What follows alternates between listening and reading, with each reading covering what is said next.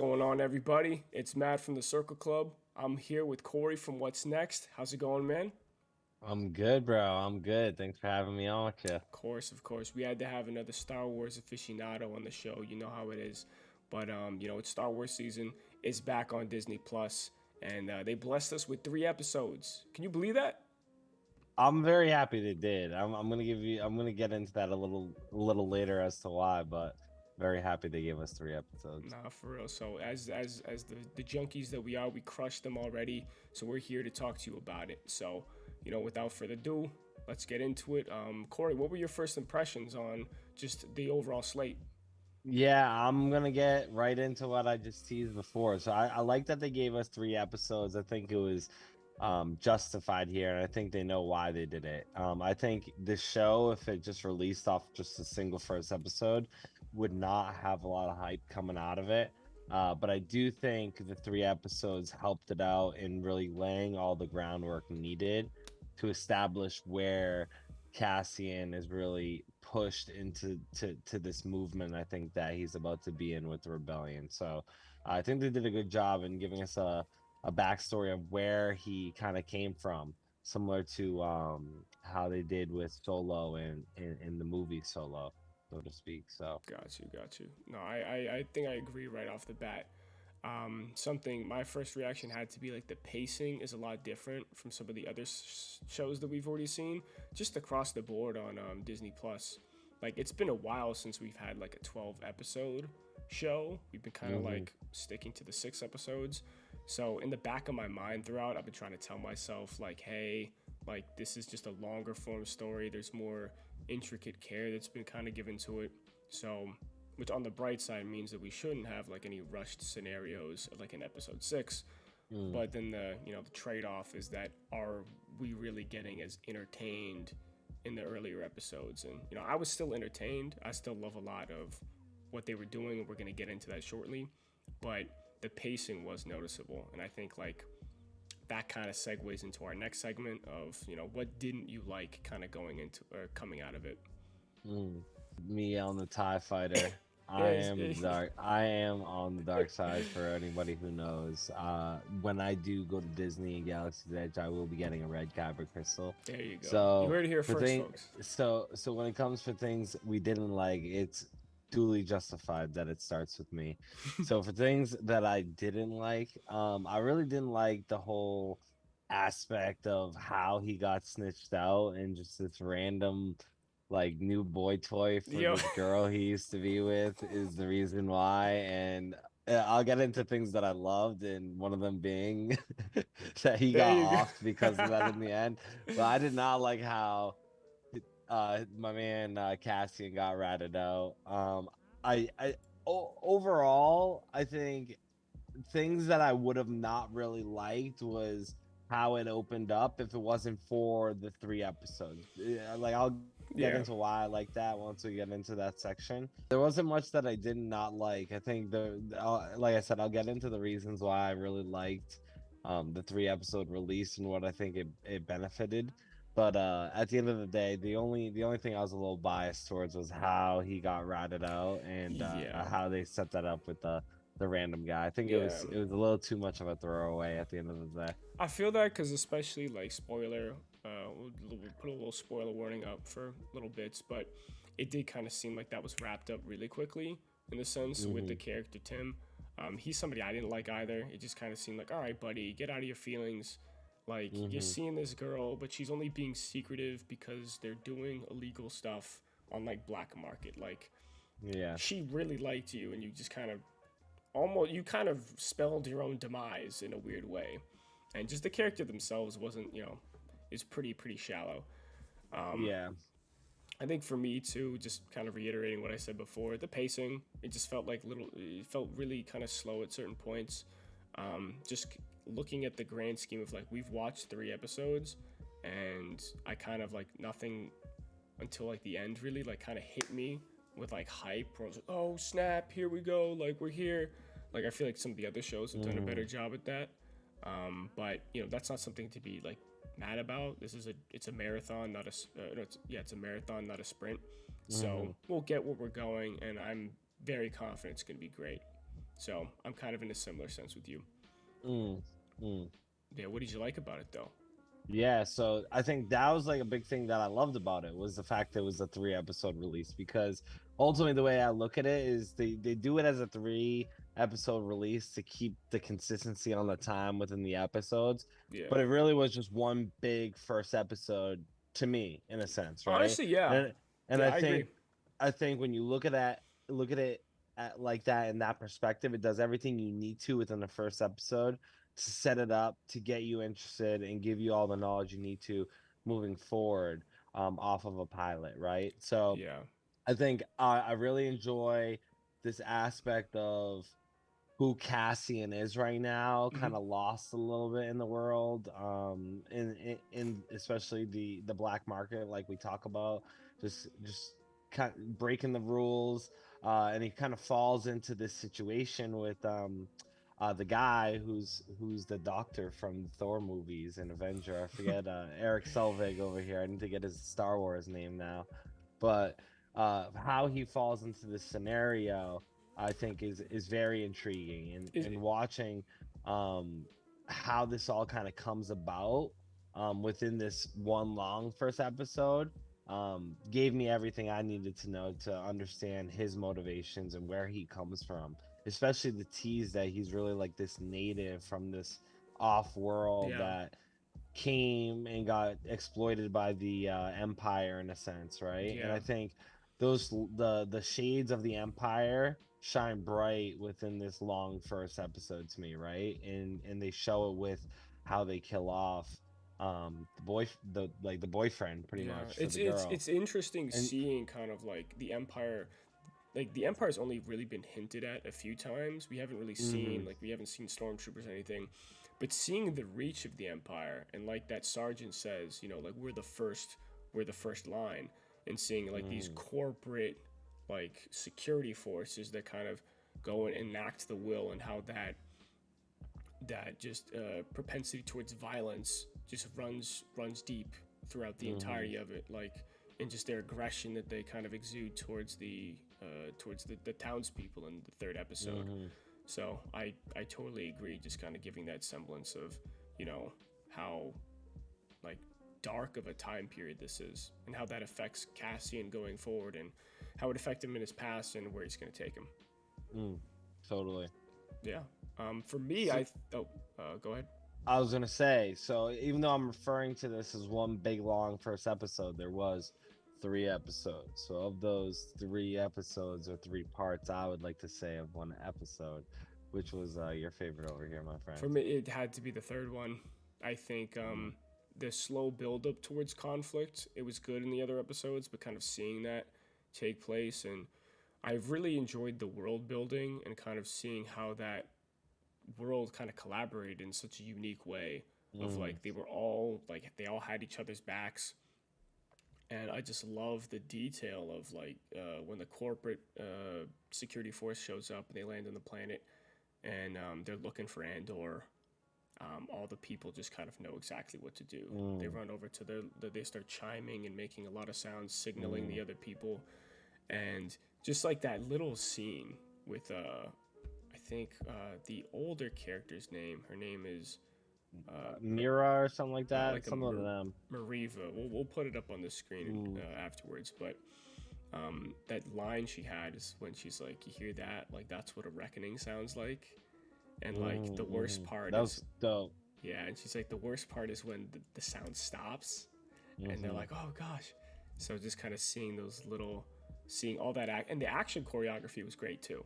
Like the Yeah. sequence with those chains in that warehouse, like that was really unique. Mm, Pretty imaginative in my opinion. So kind of seeing the grittiness of that, I hmm. really liked. What about you? Yeah, it's hands down the third episode without a doubt, right? Yeah, I think like we talked about, if you really match up the timing, it's like a movie in essence, right? And it's yeah, that third act when things really start popping off.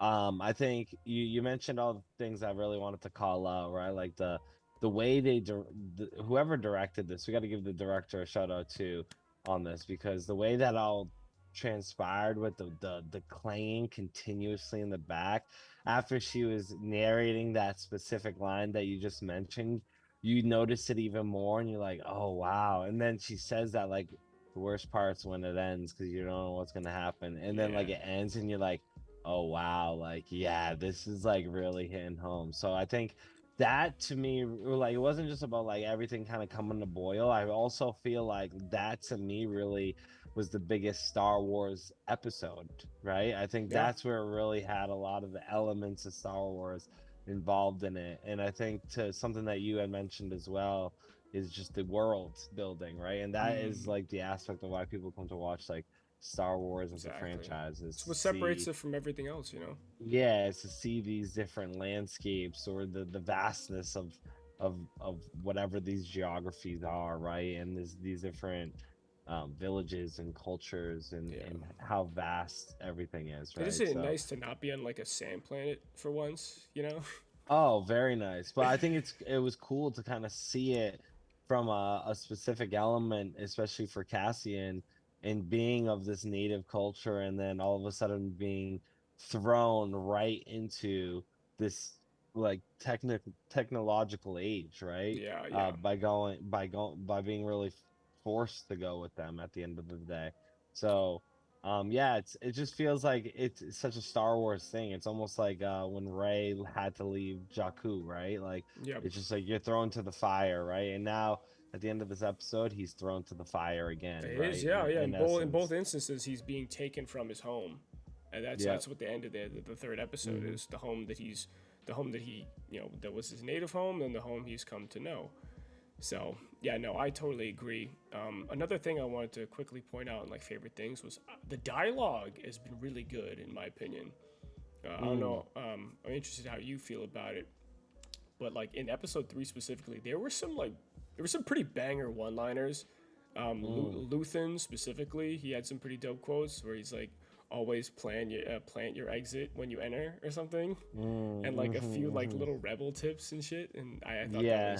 I thought that was pretty badass. So Yeah, they it's definitely well put together, right? I think this is the first project that they're not trying to lean on what we've always leaned on, is the yeah, Skywalkers and like the Jedi and things like that. And you're gonna see maybe some of that at some point eventually. I think it's just yeah, has to it's happen hard not with some to. of the connections with the rebellion. But you're seeing what they're trying to do, and deviating from relying on that as a story and relying more on Star Wars as a universe, right? And I Yeah, think that's something that is what you should be wanting as a fan, because that's when things become less hit with expectations, and it's more open doors to what's possible at the end of the day, right? exactly. Yeah, um they're so the cast that's working on this so far given this show its own set of legs, which is something to be happy about. Um, so I but was yeah, gonna say, speaking of Cassian, though, right? Like Cassian is somebody who comes from these movies that made a connection with the Death Star, right? But that Cassian we met in Rogue One is a yeah. lot different than this Cassian we see now. So, Matt, I gotta ask you, who is Cassian Andor right now? He's more of a scoundrel, which is kind of odd. Mm, He's kind of like he's a dude that owes people a lot of money. Is always getting into fights with people, mm, both like off world and on world. And he has a debt with everyone, which is kind of funny to me. So he seems more of kind of like a lost character that doesn't really know who they are and doesn't mm. really like hasn't really discovered themselves. So um, interesting to see where how he gets from here to Rogue One. But yeah, what do you think about him? Yeah, I think you hit the nail on the head, right? Like it's obvious. Like he's a very lost character who has no real purpose, and I think it leads him into this very scoundrel like life, right? And it leads to decisions that have put him in these spots where he has these debts and things like that. And I think as they've shown us in the trailers, and as we know him being dedicated to the rebellion at the end, and the cause, and that being his whole life, right? I think it obviously gives him that purpose, right? And I think it makes a ton of sense where he comes from, and I think they do a good job in showing like he isn't in this position off of ultimate choice, right? He kind of was, like we talked about, thrown to the fire. He Yeah, comes from this very native situation that's not anywhere similar to or even close to being involved with the Empire, while also being involved with the Empire from having their planet infected by it, Yeah, right? So he could have lived this very passive in the woods life, but now he's thrown into the fire, right? And I think a lot of what's happened to him and these issues he has is, I think, perfect reason to motivate the fire within him to go against the Empire, right? And to commit to a cause like this. So I think they've laid out, like I said, laid it out very well and establishing that, like, of course, people who are committing to a rebellion are are rule breakers, right? Like they're willing exactly. to Yeah, live life on the edge. You're not going to get Captain America Boy yeah. No, Scout no, to no. support the rebellion, right? So I Yeah, think understanding, yeah, this dude's clearly like willing to break the rules and he is a this guy, this scoundrel, guy do what he has to. Yeah, but like he's not ultimately like a bad person, right? And I yeah. think it's very similar to Han Solo, who was a scoundrel but isn't ultimately like that bad Yeah, person. they're So good in heart. And one thing that we actually didn't even cover, which I want to make sure we touch on, is that he's looking for a sister. That's like mm, introduced at the beginning of the show. That's kind of mm, the reason why he gets caught up in all this to begin with, just mm-hmm, seeking information. So it'll be, and I was pretty surprised to see. I expected more to be like she was taken by somebody when they were younger, but it was the reverse. He was taken from mm-hmm, his tribe essentially, and now he's trying to find them. So I guess this kind of segues good into our closing subject, predictions. You know, like what are your mm, thoughts going forward? He's obviously being taken off this planet for different reasons, mm-hmm, but how do you think his current situation might resolve itself versus the situation with the sister? mm. So I think what I'm glad you brought it up because this is going to be a part of my predictions. But I think something that might have happened is after some time he probably found out some information or went back to the planet and realized that the Republic probably came through and not there anymore, and I think it's going to lead to being a problem for him as he joins this rebellion, right? I think as he commits this rebellion and he's starting to get into the thick of things and things start to heat up, there's going to be some type of involvement with his sister and it's going to sidetrack Mm, him and it's going to compromise him yeah, in a sense. And I think he's going to inevitably have to pick a path, and I think it's going to be difficult to yeah, have to pick that path. And I think he might have to pull a similar decision like Luke and kind of compromise himself to save his friends, or in this situation, be his sister, right? yeah, And I think somehow, some way, you know how these guys on the good side are. They got the plot armor. exactly, It yeah, maybe shakes out and works for him, but I think inevitably it's going to compromise his situation with the rebellion. I think yeah, it's a thing that makes the most sense, right? Like what else would justify this man who is a scoundrel who finally is focused on something yeah. to waver from it? It It'll would be be interesting to see. I actually think it's going to be he's going to be motivated to find his sister from the beginning, and then he's going to just be using the rebellion and the resources, or at least this Luton character so mm, far. Because almost like I can almost see like a mirroring of like him kind of going after that device he was trying to sell in the black market. He kept trying to go back for it, even when they got out of there. Almost as kind of uh, like a little metaphor for him trying to find. I feel like he's gonna be in a similar situation with the sister in the future, where he's gonna like mm, he has a want and a need, and he's just gonna like keep trying to make that work, kind of take back a level mm, of control in a galaxy that's being oppressed by a larger empire. So it'll mm, be interesting to see like you know how long like is he kind of full in on the rebellion? Is he a half measure? But in reality, he's trying to do his own thing. And how does that also reflect the corporate mm, antagonist security guy that's also trying to apprehend him? So mm, I think that we got a lot of cool stuff to look forward to at least. And this show hasn't shied away from character tension, and it's not all like flowers and roses. So I think there's a lot of good dramas going to be in store for us, and I can't wait mm, to see Mon Mothma and what's going on Coruscant. So mm. super Me too. stoked. Yeah, that'll be dope. That'll be dope. Yeah, well, thanks again for taking time, man. Do you have any like final thoughts you want to address? Yeah, the only thing I'm gonna say is I'm gonna plug me. What's Next channel, the Circle Club. Yes, You sir. know, videos every single week. We're covering She-Hulk. We're covering Yeah. all Marvel. Now we're in here with Matt. Star Wars is back. You see us Indeed, here indeed. every single week. House of the Dragon on Sunday. So True, true. subscribe to the channels. Yes, sir. Follow on the socials. Our names are right down there. We Indeed, indeed. appreciate you guys. Thank Let you us know guys what so you much. think. Yeah. Be sure to check out Uh, what's next. They're gonna be dropping. I think the next video that's gonna go up is gonna be the She-Hulk reaction. Him and Tyrone do some fantastic discussions. And like more, we got more content coming down the road. House of Dragons is going well, and might get some more Lord of the Rings of Power in there sooner or later. Get some that more stuff set we up. might need to. That stuff is I need to. very good right now. Indeed. Very good. Who's my man Sauron? I want to know. Exactly, yo. That's a whole nother discussion. But yeah, bro, thanks again for taking the time. And as Appreciate you. always, just be you, and we'll catch you around. So take it easy, y'all.